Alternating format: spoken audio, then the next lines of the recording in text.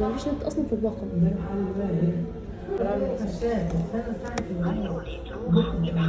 وجبنا لنا كمان قهوه باللبن، دي ليا وجبت شاي بلبن، يعني ده ليا انا وده لاختي.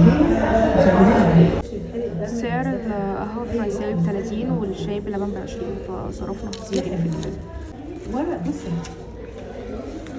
دي التورته بقى هدوقها ويا رب تعجبني. بسم الله. صعب قوي ده شكلها من جوه، بس طعمها تحفه يا جماعه، حقيقه دي 10 من 10 تحفه. بقي بقى قهوه فرنساوي عشان تكسر حلويات دي 100 100 كده. دي بتبوظ ده بقى. طب ساعديني طيب.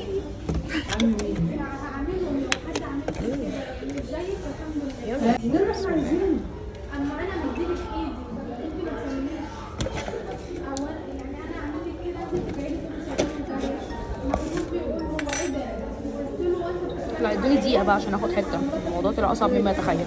عرفت اطلع حتة الحمد لله، اللهم لك الحمد. ده يا جماعة بوبوس كيك، طعمها تحفة، بس هي ناشفة شوية، مع ان انا جبتها من هنا قبل كده ما كانتش ناشفة كده. بس لا يا جماعة دي 9 من 10، التارت 10 من 10، القهوة 100 100. الشاي بلبن عجبك؟ الشاي بلبن يا جماعة طلع حلو كمان. ممكن تكون هي افتكرت ان هو ما حدش عارف عنك حاجه، ما حدش عارف انت اتشلكت ولا اتعدت ولا قوي، عشان قرايبكم دول اللي كانوا بيبقوا ايوه، بس كنتوا بتطلعوا الشقه.